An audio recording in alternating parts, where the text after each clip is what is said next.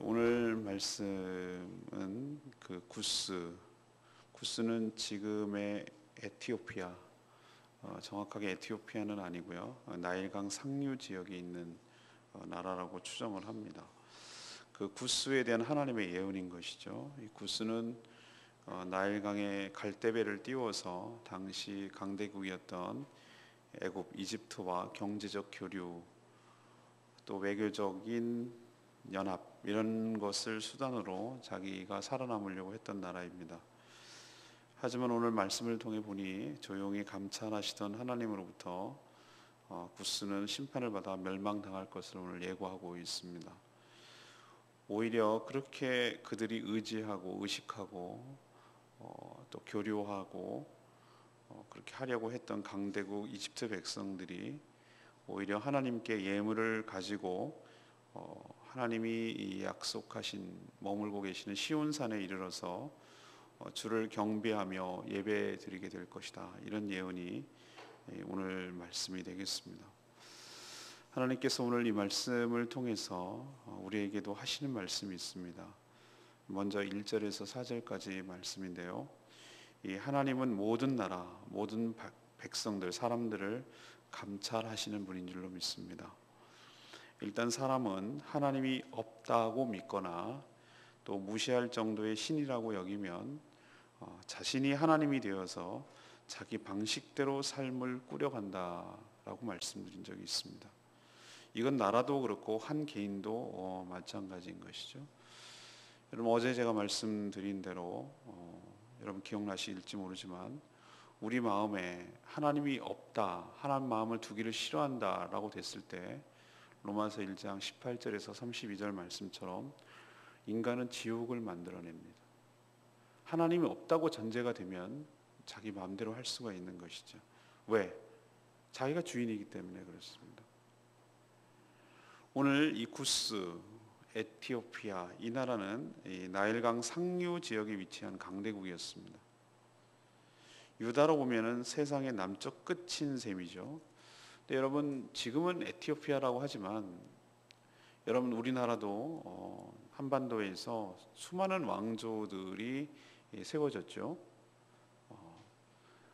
외국에서 보면 우리나라는 그냥 코리아로 알고 있지만 천만의 말씀이죠. 우리는 국사를 배워서 다 알고 있잖아요. 고조선부터 시작을 해서 부여도 있었고 삼국시대를 거쳐서 통일신라시대, 고려시대, 조선시대 이런 것들을 다 거쳤다는 것을 다 알고 있어요. 우리는. 여러분들 이집트가 계속해서 한 나라라고 생각하십니까? 그렇지 않죠. 뭘로 알 수 있는지 하나 예를 들면 이런 겁니다. 요셉이 있을 때는 요셉의 공로가 너무 컸기 때문에 요셉을 후손들이 잘 살았어요. 요셉이 죽고 나서 한 400년이 흘렀나요? 그러고 나니까 요셉을 알지 못하는 왕이 생겼다. 이 얘기는 뭐냐면은 우리로 치면은 고려에서 조선으로 넘어갔다는 뜻이에요. 그러면 그런 것들이 통합되고 그런 것들이 한 나라가 되는데 어느 세력이 그랬겠나? 그것은 나일강 상류 지역에 있는, 그것은 지금은 다 한 나라 이집트지만 그 당시는 전혀 다른 나라였습니다.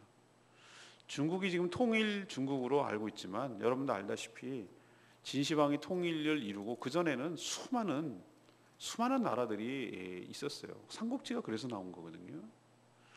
마찬가지로 이 구스, 우리는 구스를 에티오피아라고 지금 그냥 인식시키기 위해서 그렇게 말합니다만 정확하게는 지금의 현대적인 의미에서 에티오피아는 아닙니다. 이 구스는 이집트를 합병하기도 했어요. 강성해졌어. 항상 눌려 있기도 했지만 때로는 그 밑에 있는 세력들이 오히려 나일강 하류로 내려가서 지금의 이집트로 내려가서 그들을 새로운 왕조를 일으키기도 한 무시 못할 세력이었습니다. 하지만 오늘 이사야 선지자의 입을 통해서 얘기하는 것은 그렇지 않았던 때 같아요. 그래서 이들은 나일강에다가 갈대배를 띄웠습니다. 그러면 이 배는 하류로 내려가겠죠. 그러면 어디로 가느냐? 지금의 이집트에 가서 필요한 물물들을 무역을 함으로써 경제적인 부를 확보하고, 또 이들은 강대국 이집트에 사신을 보내서 민첩한 외교로 이 강대국 사이에서 살아남으려고 그렇게 시도를 했습니다.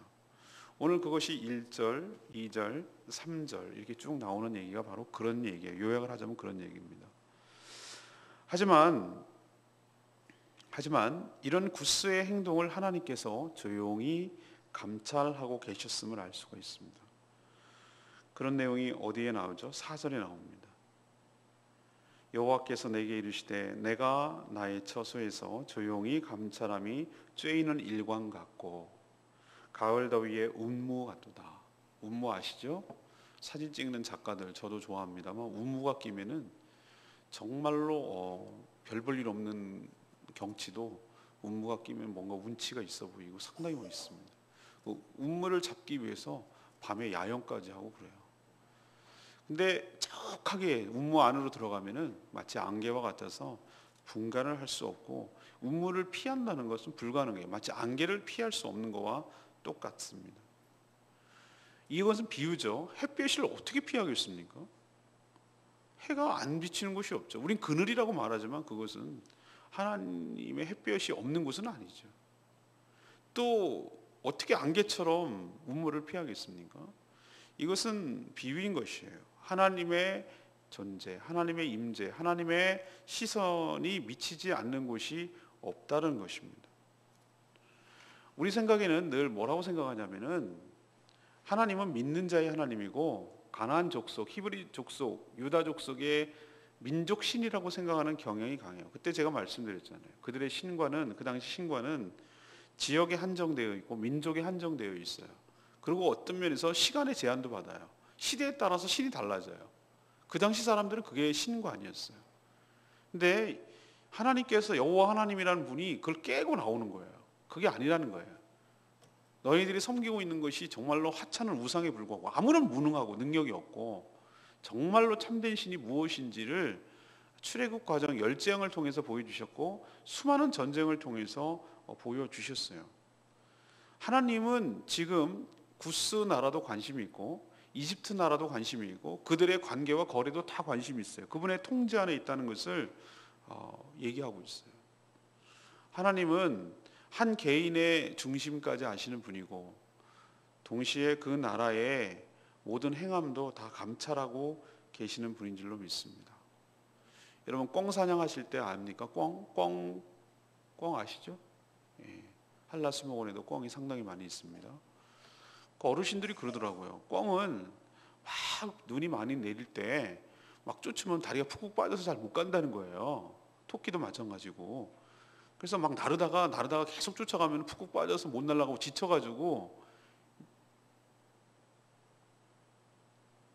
그렇게 될 때 꿩은 어떻게 하냐면은 대가리를 이렇게 쳐박는다는 거예요. 어디 나무 풀숲 같은데 이렇게. 그 뭐라고 생각하냐면 나 없다 이거예요. 나 없다. 그게 개 수준이에요. 그러니까 자기가 안 보이면 남도 자기를 못 본다고 생각을 하는 거예요. 근데 우리는 그래서 새대가리 그러면서 막 놀리는데 우리 인간이 딱 그래요. 내가 안 보면 사람이 안 보면 남이 안 보면 하나님도 안 보는 걸로 생각을 해요. 근데 그게 아닙니다. 자기 수준에서 생각하면 안 되죠. 오늘 분명히 말씀하신 대로 하나님께서는 일광 같고 운무같이 안 계신 곳이 없으며 그리고 우리의 모든 상황을 다 알고 계시고 다 감찰하고 계신 분인 줄로 믿습니다. 하나님께 어디를 피하겠냐고요. 시편 기자가 말했잖아요. 내가 새벽 날개를 치고 갈지라도 거기 계시고 하나님을 어디를 피하겠냐 말이죠.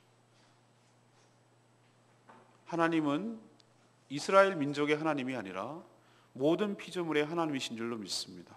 그분은 창조시고 그분이 지배자고 그분이 통치자시고 그분이 주관자이신 줄로 믿습니다. 하나님은 이스라엘만 관심 있는 것이 아니라 모든 민족, 모든 나라, 모든 피조물, 모든 백성들에게 관심 있게 다 지켜보고 계시고 조용히 감찰하고 계심을 여러분 기억하시고 우리의 모든 일거수일투족도 하나님이 다 보고 계심을 여러분 기억하시기를 바랍니다. 두 번째 오늘 이야기하는 것은 5절 6절 말씀이에요. 하나님은 스스로의 힘으로 살아가는 자들을 심판하신다는 겁니다. 하나님은 오늘 말씀 보니까 구스 이 이집트와 잘 해보려고 하는 이 구스를 심판하시겠다고 선언하셔요. 근데 뭘 그 구스가 잘못했나요? 여러분 오늘 말씀을 쭉 읽어보면은 구스가 특별히 잘못한 게 없는 것처럼 보여요. 나름대로 말이죠. 열심히 살아보려고 애쓰지 않았습니까? 오히려 이렇게 하지 않은 나라들 말이죠. 오히려 게으르고 무책임한 인간들이 더 문제가 아닐까요? 대부분의 사람들은 구스 같은 나라를 하나님이 심판하겠다 그러면은 그런 하나님 안 믿겠다고 얘기를 해요. 예를 들어 볼까요? 노아 홍수 시대 때 왜 하나님이 그들을 심판하나요? 얼마나 경제가 활성되어 있습니까? 얼마나 건강한 사회입니까? 시집가고 장가가고 사고 팔고 아주 좋은 나라 아닙니까? 근데 왜 하나님이 거기를 심판하시죠? 아까 제가 말씀드렸죠. 그 마음에 하나님 두기를 싫어하는 거예요. 하나님에 대한 존재 의식이 없어요. 하나님을 의식하지 않아요. 그렇게 되면 이 땅은 지옥이 되는 거예요. 내 마음에 하나님 두기를 싫어하면, 하나님을 배제하면 그 무엇을 하는 그 자체가 행동이 문제가 아니라 하나님을 배제된 상태로, 하나님이 없다고 생각하는 상태로 행하는 모든 것들이 다 죄가 되는 거죠. 구스가 왜 죽냐고요? 구스가 왜 심판을 받냐고요? 이렇게 열심히 애쓰고 살려고 했는데 뭐가 문제냐고요? 세상 사람들 다 물어보세요. 난 열심히 산 죄밖에 없대요. 내가 왜 억울하게 심판을 받아 죽느냐는 얘기예요. 구스의 치명적인 문제는 뭐죠?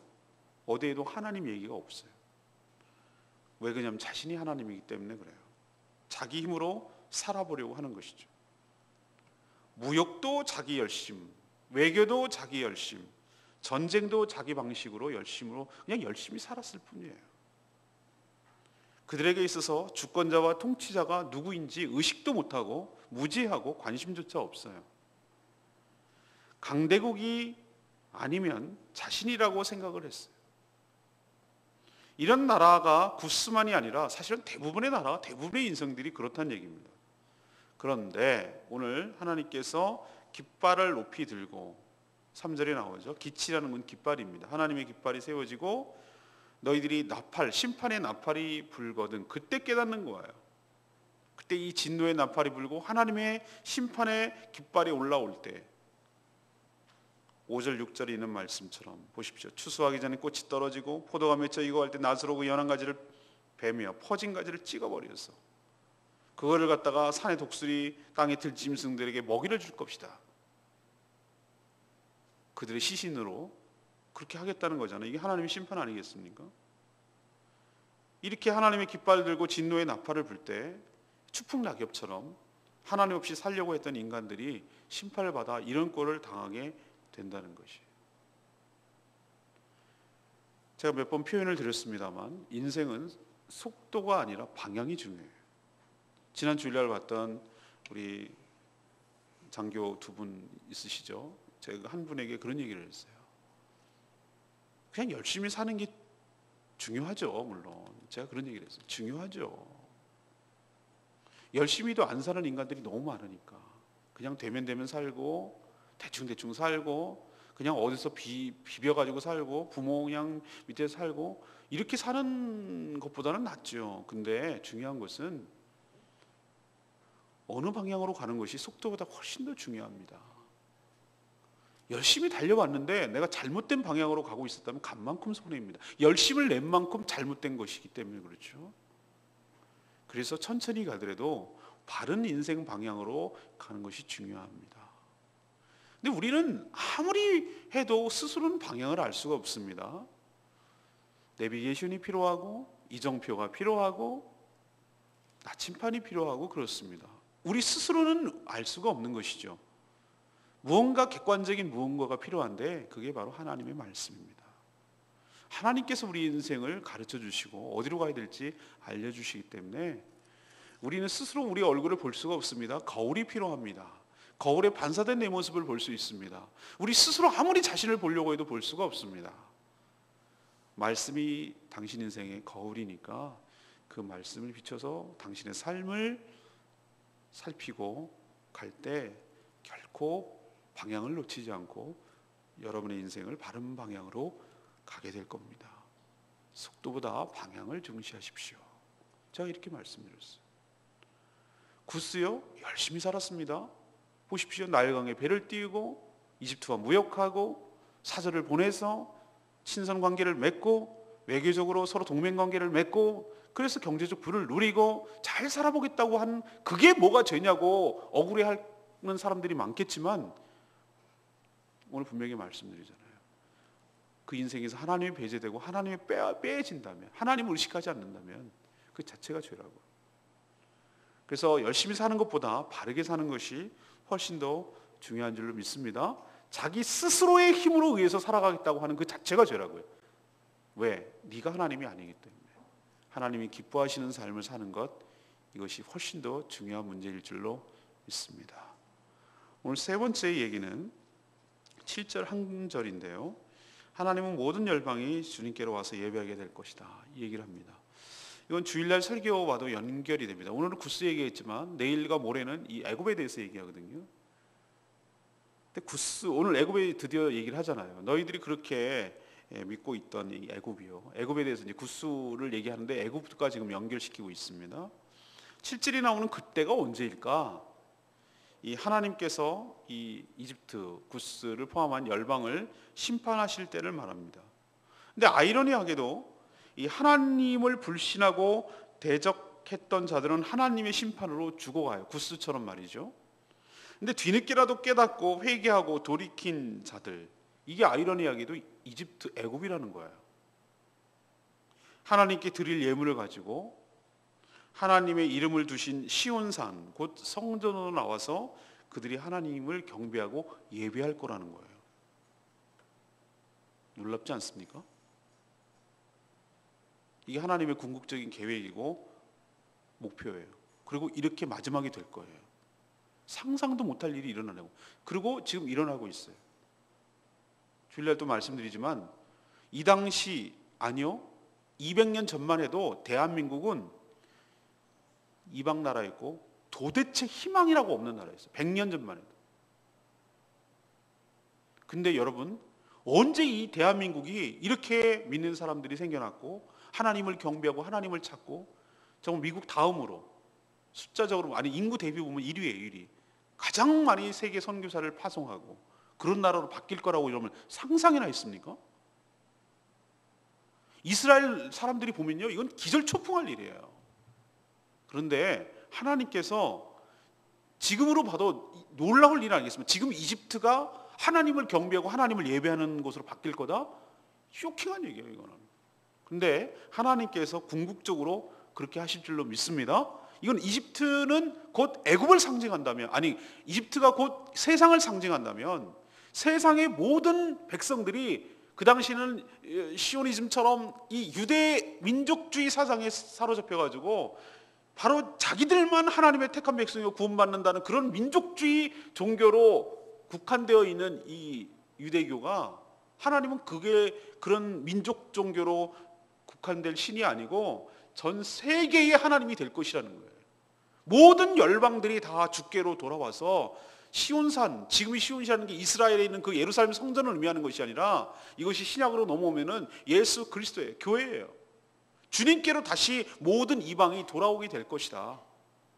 그러니 너희들 그 애굽 그거 의지하지 마라. 걔네들도 돌아온다니까 걔네들 의지하지 마라, 그 얘기예요. 이것은 원래 하나님께서 창조하셨을 때 처음 의도하신 것을 말하고 그 창조하신 의도대로 모든 것들을 회복하겠다는 계획이에요, 뜻이에요. 인간은 하나님을 찬양하고 예배하기 위한 목적으로 지음받았습니다. 다른 이에게 찬양을 주지 않겠다. 이 백성은 나를 예배하고 경배하기 위해서 만드셨다고 하셨어요. 그동안 죄로 인해서 사탄의 지배로 그 역할을 인간들이 감당 못했으나 이제는 그 악을 심판하시고 그 지배력을 상실시켜서 하나님을 경배하고 하나님을 찬양하게 될 줄로 믿습니다. 구스는 이집트 강대국을 의지했으나 그 의지했던 그 이집트 백성들이 하나님께 예배하러 나오는 정말 엄청난 일들이 일어나게 될 것입니다. 사랑하는 여러분, 저는 이 제주도를 바라보면서 그런 마음이 드는 것이에요. 이 땅에 정말로 희망이 있나? 이 땅이 정말 복음화 될 것인가? 정말로 너무너무 멀어 보이고 너무 답답해 보이고 너무 느려 보이고 꼭 마치 이집트 같은 느낌, 도대체 난공불락성처럼 느껴지고 제주도가 예수님 믿는다고? 뭐 이렇게 정도로 너무너무 힘들어 보이지만 우리는 하나님의 궁극적인 계획과 목적과 비전을 우리 마음에 부어야 될 줄로 압니다. 그 마음을 달라고 하나님께 기도해야 될 줄로 믿습니다. 소망을 잃지 말아야 될 줄로 믿습니다. 우리 힘으로 하는 것이 아니라 하나님께서 그렇게 행하실 줄로 믿습니다.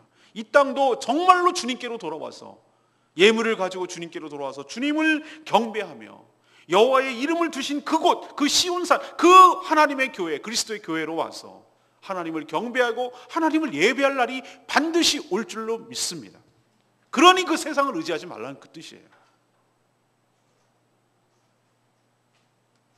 오늘 레마의 말씀은 역시 4절 말씀이 저에게 큰 은혜의 말씀, 핵심되는 말씀 같아요. 아까도 좀 제가 말씀드렸습니다만 여호와께서 내게 이르시되 내가 나의 처소에서 조용히 감찰함이 쬐이는 일광 같고 가을 더위의 운무 같다, 이런 표현을 썼어요. 우리가 공기가 보이지 않지만 항상 존재하듯이 하나님의 존재는 어느 장소, 어느 시간에 제약받는 분이 아닌 줄로 믿습니다. 그렇다고 만물이 신은 아닌 것이죠. 많은 경우 저급한 수준의 종교에서는 모든 것들을 신이라고 하잖아요. 그 만물을 창조하시되 만물에게 갇히지 아니하시고 항상 자유로우신 그분이 자신이 창조한 피조 세계를 모를 리가 없습니다. 저는 가끔 그런 비유를 듭니다. 성경 공부할 때. 뭐 제주도에도 섭지코지 가면은 아쿠아리움인가 이런 커다란 수족관이 있어요. 수족관. 고래상어가도 살 만큼, 고래상어가 폐사돼서 죽어갖고 안타까운데 그 가오리가 사람보다 더 큰 가오리, 2m가 육박하는 이렇게 날개를 벌럭벌럭하면서 타는 가오리, 상어들, 그 엄청난 몇 층짜리 집채만한 그 수족관에서 살아요. 그러면 수족관에 그 모든 것들이 다 갖춰져 있거든요. 거기서 얼마나 세심하게 체크하는지 모릅니다. 염도도 체크하고 수온도 체크하고 탁도도 오염도 뭐 이런 플라크톤 이런 거 다 매일매일 체크합니다. 그것만 하신 줄 아십니까?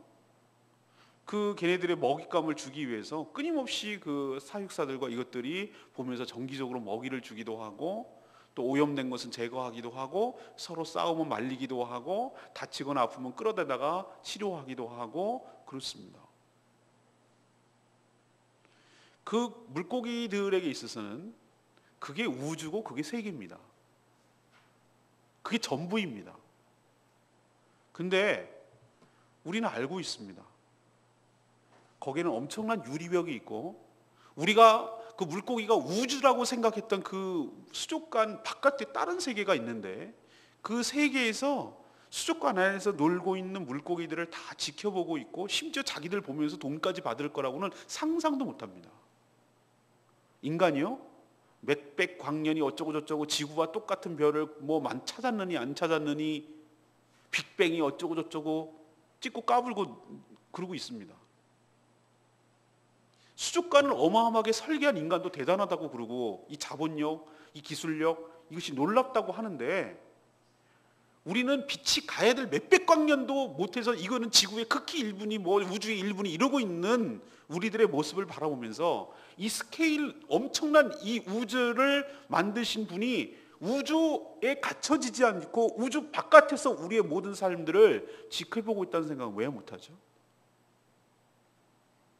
모든 것을 체크하시고 모든 것을 관리하시고 수온과 염도와 모든 것들을 체크하시고 싸우거나 너무 긴급할 때는 사육사가 들어가서 말리기도 하고 병든 거는 끄집어내기도 하고 시체를 치우기도 하고 먹이를 제때 주기도 하고 이 모든 것들이 자기가 잘라서 먹고 사는 것들이 아니라 이 온 수족관을 관리하고 있는 사육사들과 인간들이 하고 있다는 생각을 물고기들이 하고나 있을까요?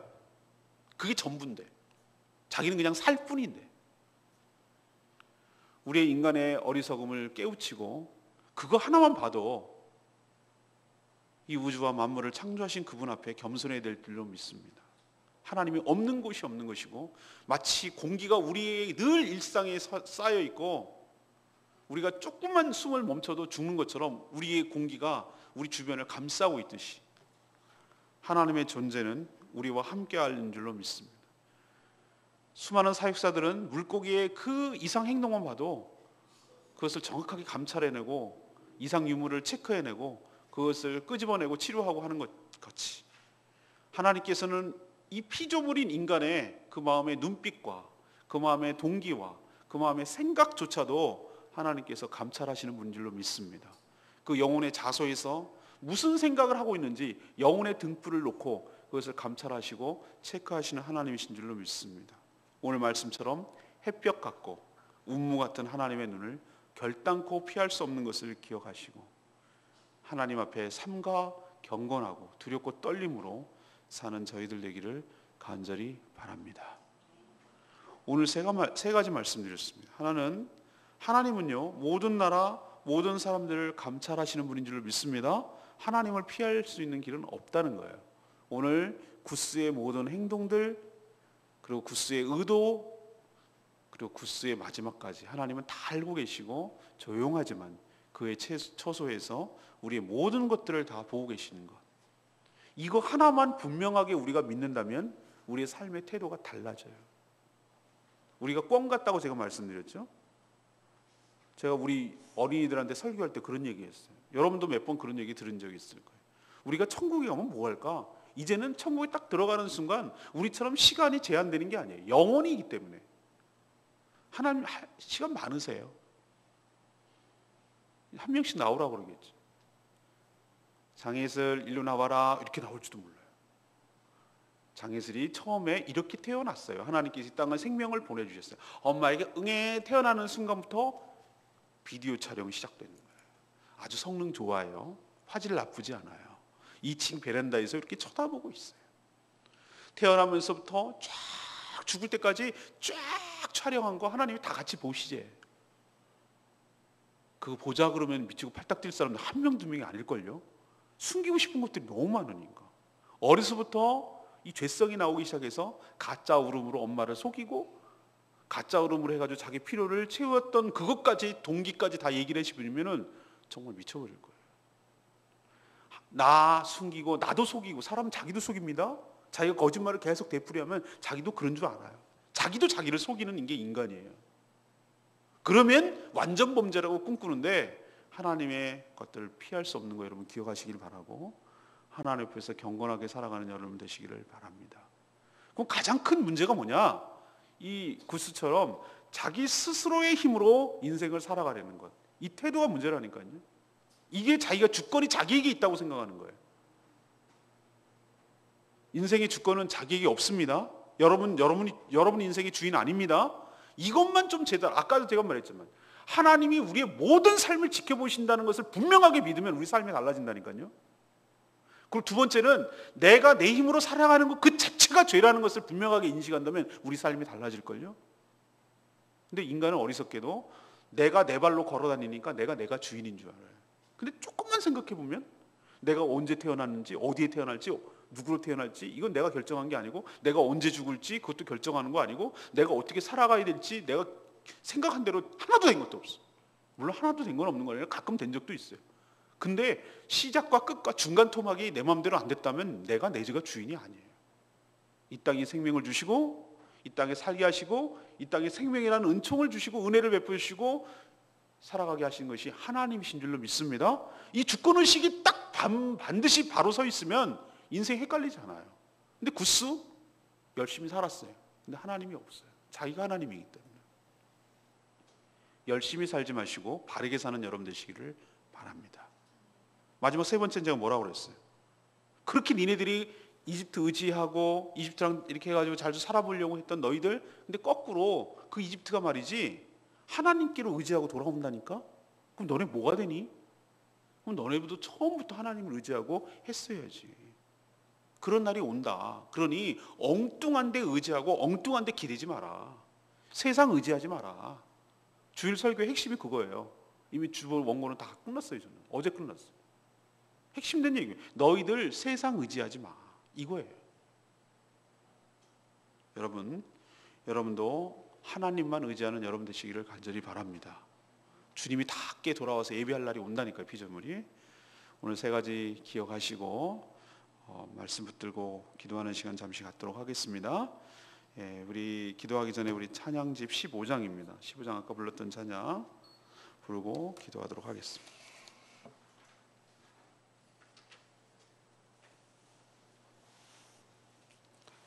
목마른 나의 사슴, 주님만이 나의 힘이고 나의 방패되고 나의 소망 되십니다.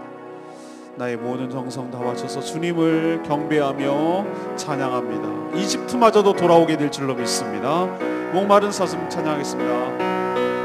목마른 사슴 쉬네 물을 찾아 헤매이듯이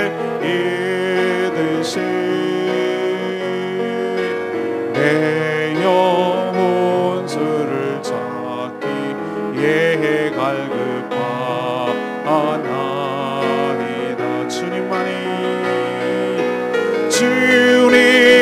주님만이 나의 힘, 나의 방패, 나의 찬송가, 나의 몸 정성 다바쳐서 주님 경배합니다. 금보다 귀한 나의 주님 내게 만족 주신 주, 당신만이 나의 기쁨 또한 나의 참고,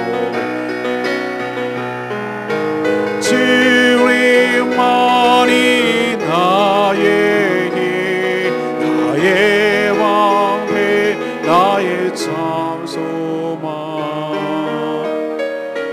나의 몸 정성 다 바쳐서 주님 경배합니다.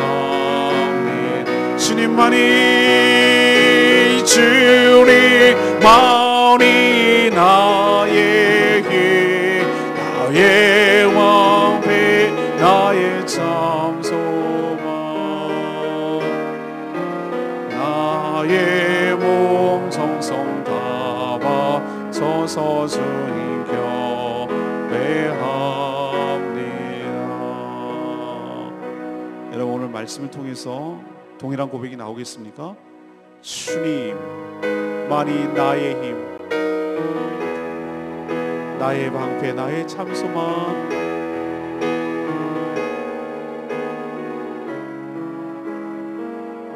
이제는 나의 몸 바쳐서, 나의 모든 정성 다 바쳐서 주님만 경배하며 주님만 의지하기를 원합니다.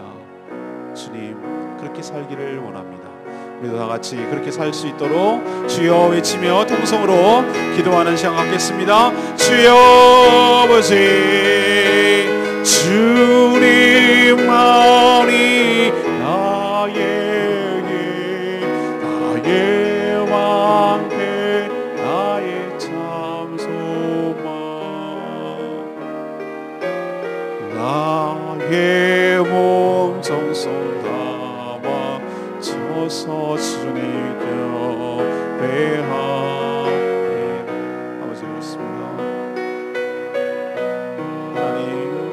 하나님께서 모든 나라, 모든 사람들을 감찰하시는 분인 줄로 믿습니다. 마치 햇볕처럼 운무처럼 하나님의 시선이 미치지 않는 곳이 없는 줄로 믿습니다. 우리의 마음의 중심도 꿰뚫어 보는 줄로 믿습니다. 하나님을 피해서 무엇을 한다는 것은 대단한 착각이며 하나님을 피할 수 없음을 봅니다. 하나님, 그러니 우리가 하나님을 늘 의식하며 살게 하여 주시옵소서. 하나님, 자기 힘으로 하나님을 대신하여 살려가는 모든 인간들을 하나님께서 심판하신 것을 기억합니다. 글쎄, 치명적인 문제는 어디에도 하나님이 없다는 것입니다. 자기 힘으로 살아보려는 것, 무역도 외교도 전쟁도 자기 방식으로, 자기 열심으로 살아가려는 이 삶의 태도, 하나님께서 이것을 심판하심을 기억하고 우주의 주권자가 누구신지, 내 삶의 주인이 누구신지 분명히 깨닫고 하나님께 온전히 바로 서는 열심히 사는 것이 아니라 똑바로 사는 우리 인생들 다 되게 하여 주시옵소서. 하나님, 모든 열방이 주님께로 돌아와서 예배할 날이 올 줄로 믿습니다. 그러니 그런 세상에 그런 열방을 기대지 않게 하여 주시옵시고, 하나님을 의지하며 하나님께 예배하러 나오게 하여 주시옵소서. 하나님, 오직 주님만이 나의 힘되고 나의 능력 되시고 나의 참 소망 되신 줄 믿습니다. 그러기에 나의 모든 것들이여 하나님을 경배하기를 원하오니 우리의 기도와 우리의 찬양과 우리의 예배를 받아 주시옵소서. 주님만이 나의 방패, 나의 참 소망, 나의 몸 동성 담아 서서 주님 경배합니다.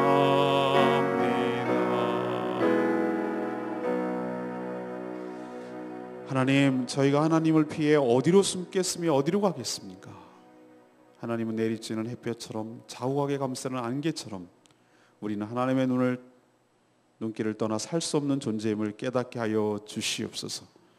그저 방향도 목적도 없이 그냥 살아남기 위해서 열심히만 산다고 심판에서 제외되는 것이 아님을 깨닫게 하여 주시옵시고, 속도보다 방향을 신경 쓰게 하시고 매사에 바른 방향으로 하나님을 의뢰하고 하나님의 주권을 인정하고 주님만 의지하며 살아가는 저희들 되게 하여 주시옵소서. 모든 피조물이 창조주 하나님을 알아보고 경배하며 예배할 날이 올 줄로 믿습니다. 저 이집트가 그렇게 될 거라고 상상도 못했듯이, 우리나라가 하나님을 예배하는 나라가 될 줄을 상상도 못했듯이, 그러나 온 세계가, 온 열방이 주님께 돌아와 주님을 예배할 날이 반드시 올 줄로 믿습니다. 이것이 그날이고 그것이 바로 하나님의 심판하는 날이자 최종 종말임을 기억하게 하여 주시옵시고, 이 제주도 땅도 하나님이 예배하는 땅이 되도록 저희를 사용하여 주시옵시고, 주님께로 돌이키고 돌아오는데 저희 교회가 귀하게 쓰임받도록 축복하여 주시옵소서. 오늘도 간구하는 모든 기도 주님께서 들어응답하여 주시기를 믿사옵고 예수 그리스도의 이름으로 기도합니다. 아멘.